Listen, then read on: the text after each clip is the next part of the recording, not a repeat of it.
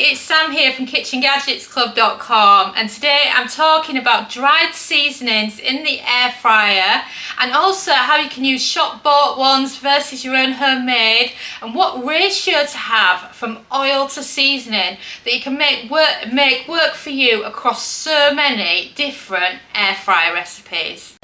First, let me explain to you who we are. If you're new around here, my name is Sam and I've been teaching people how to cook smart with just kitchen gadgets for over 10 years. In fact, we don't even have an oven or hob in our kitchen. We are double Sunday Times bestsellers and The Independent calls us the best for beginner cooks. But because we've been creating videos for a while, we've ended up with more than 1,500 recipe videos on our YouTube channel. So what we have done is we have created a recipe index organised by gadget to help you quickly find your next recipe video. You can find them all at KitchenGadgetsClub.com/YouTube, and we would be honoured if you would subscribe to our YouTube channel for more recipe videos like this. So now let's get back to the food. So all jokes aside, what's the difference between a chicken casserole mix and a beef casserole mix? Well, obviously you would use chicken with one and beef with the other.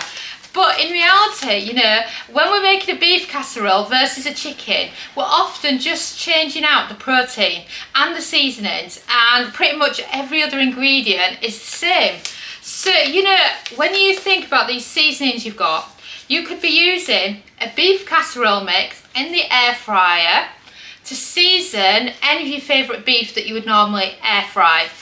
And the same with the chicken, you can use the chicken casserole mix, say if you're doing some Spanish style chicken in the air fryer.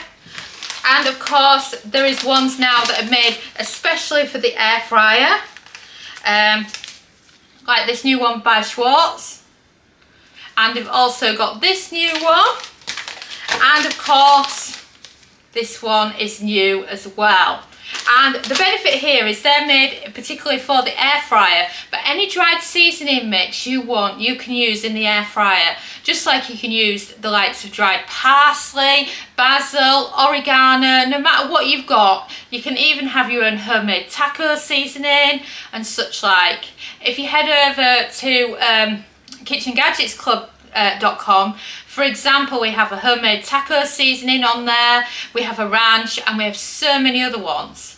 And the thing to make them air fry friendly, the ratio is just some extra virgin olive oil with whichever seasoning you want. So I've often talked about which oils you can use in the air fryer. So the favourite ones, of course, is extra virgin olive oil, but you can also get it as a drizzle.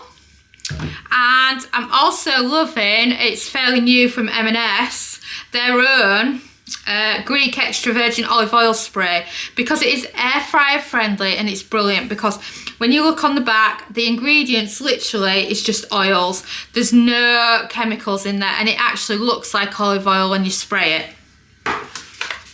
So because you don't need much seasoning, imagine you have the chicken casserole mix. It would be brilliant for some seasonal vegetables and some chicken thighs, for example, in the air fryer. But you get a lot in a packet mix because it's aimed at a large casserole. But if you use this in the air fryer, what you would only need is you would need just 1 tablespoon of it. So this packet would last quite a while, and 4 tablespoons of extra virgin olive oil. Mix it together and you've got an oil seasoning. And that's just how simple it is when you're talking about using seasonings in the air fryer. Generally speaking, if you're making a marinade, it's 4 times the oil to the seasoning.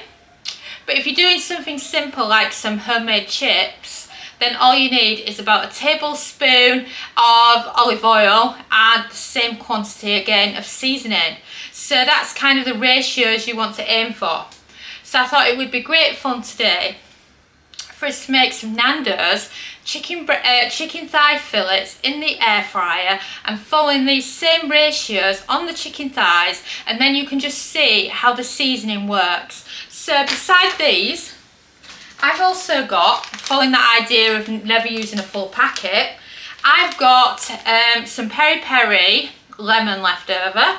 I've got the tiniest bit of this barbecue one as well. So they would be great for using. So imagine you want to do your own peri-peri chicken at home, then you could perfectly use that. The same if you're feeling some Portuguese food.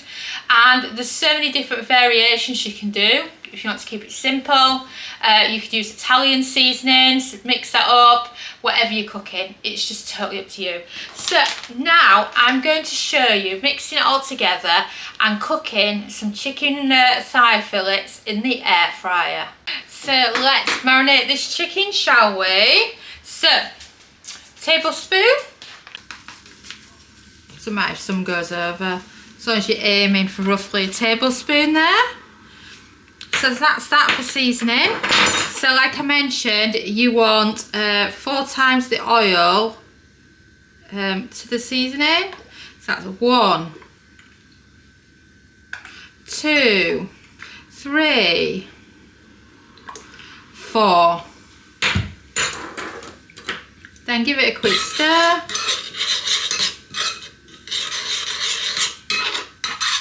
And then you've got your Nando's seasoning all mixed and ready to go on your chicken thighs.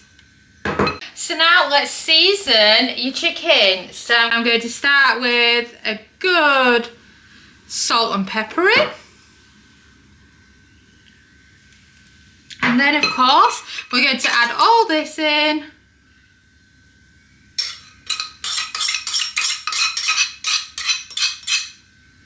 And then pop that to one side and then get your hands in, and you want to give it a really good seasoning with it. So this is enough for 4 medium chicken thighs. So if you're doing more poultry, then you can increase it. So if you look there, it's got a lovely seasoning on it. And then it's also going to be lovely because it's not going to go dry because of the ratio to the extra virgin olive oil. And then that is your chicken done. So I'm going to wash my hands, I'm going to pop this chicken in the fridge, and then it can be transferred straight to the air fryer when I'm ready to cook it. So now your chicken's marinating in the fridge, let's talk about some of the other ingredients. Potato wedges or sweet potato wedges are gorgeous. So what you can do here for your seasoning is you can use up some of your leftover peri-peri rub, and then you can add in some extra virgin olive oil, and of course some Nando's salt, and then you can give it a good mix with your hands so these sweet potato wedges get a really good coating.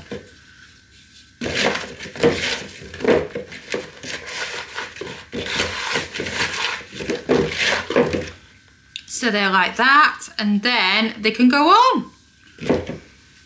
So let's get that air fryer on, shall we? So pop in sweet potato wedges. Have a look at them there. And then of course you can get some frozen corn going on in there as well. How much corn do you like? That's the question.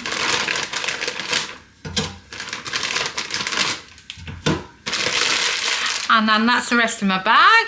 It's brilliant because one of these bags of frozen corn on the cob will do 2 lots of meals. And then you can pop that on. So pop it on, and you're looking for 180 Celsius, 360 Fahrenheit, a cooking time of 12 minutes, and then press start. Let me introduce you to Kitchen Gadgets Club. We recommend joining it because it's brilliant for kitchen gadget recipes with step-by-step photos. It's got lots of easy recipes. You can join for as little as £1 a week. It has a library of over 1,000 plus kitchen gadget recipes, and we add 4 new exclusive recipes every single week. Here are just a few of the recipes. Each recipe has both metric and imperial, step-by-step photographs, plenty of useful kitchen gadget advice from experts. Just take a look at some of the photographs. And of course, you can join by heading to KitchenGadgetsClub.com/join. And now, shall we get back to the food? And we've beeped. So, shall we check on our sweet potato wedges and our corn? Wow, look at those. And you've already got some lovely colour coming to the sweet potatoes already. So the corn on the cob is done now, so we can get that out of the air fry basket. We can add it to a plate with some butter, and then we can be thinking buttered corn. So I've got a couple of plates here ready for serving, and then I've also got something to keep the corn on the cob on in the meantime. So pop it on the plate. And then I've got some individual butters here, so then you feel like you're actually eating out. And then you can just pop it on the plate, and then you can keep rolling the corn in it and it'll melt with the corn on the cob. So what you can do is you can just pop the butter on the plate and then sit the corn near it, and then it'll melt with the hot corn. And then grab yourself some nice sea salt as well. And then you can put your corn on the cob to one side for now. And now this is your sweet potatoes. So some of these are fork tender, some are not quite there yet. So you can give these another 8 minutes. And now 180 Celsius, 360 Fahrenheit, 8 minutes, and then press start. And we have beeped. So let's see these sweet potatoes, shall we? Oh, look at them babies, don't they look brilliant? So let me show you them on the fork. Oh, don't they look good? So now you can take your sweet potatoes out and find yourself a dish or whatever you want to use to pop them in. And then grab them all out. Oh, put this one in the corner that doesn't want to come out.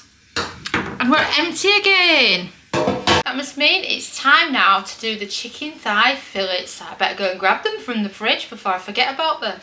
So this is the chicken that I marinated earlier. So just give it one last chance to grab the last of the oil.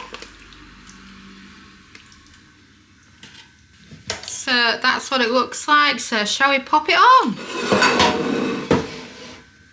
So now, temperature, 200 Celsius, 400 Fahrenheit.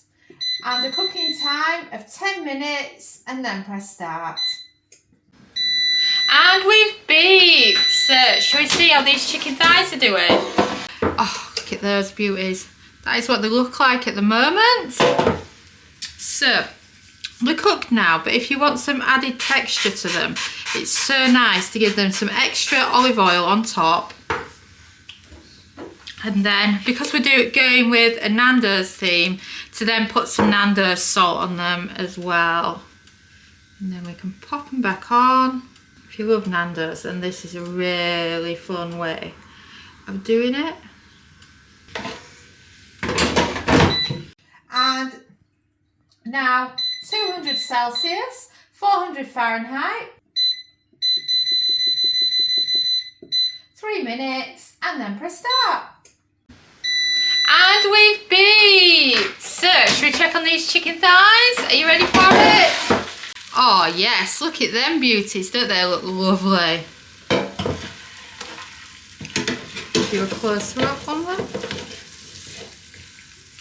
Oh, look at that chicken, doesn't it look amazing? So, in the meantime, we've grabbed the wedges we've already cooked and the corn on the cob, and we've popped it onto the plates. So now you can just load it up with your chicken and you're ready for tucking in. And it's great how creative you can be with your favourite Nando's food at home using your air fryer. I mean, look at those, don't they look brilliant? I love the colour on the chicken thighs. And then you've got your sweet potatoes, you've got your corn on your cob. Both looking amazing. Perfect for your next Nando's takeaway. So what do you think? Have you got a favourite side at Nando's? For example, you could do the spicy rice in the Instant Pot. You can do your wedges, you can do your peri-peri chips. There's just so much choice. And of course, if you've got a steamer, why not steam some broccolini and then add some lemon and some garlic to it, because that is another favourite of mine from Nando's. So here's to your Nando's takeaway. Thanks for watching, and now you've seen a glimpse into our ovenless world. And of course, if you like this video, don't forget to subscribe to our YouTube channel. This is what I call one of our step-by-step instruction videos. If you would rather have short and sweet, don't forget to check out our shorts. And don't forget to follow us on Facebook, TikTok and Instagram. And if you want to find videos quickly, if you head over to KitchenGadgetsClub.com/YouTube, you can see an A to Z list of all our YouTube videos, so you can find videos by Kitchen Gadget. And I'll see you again soon.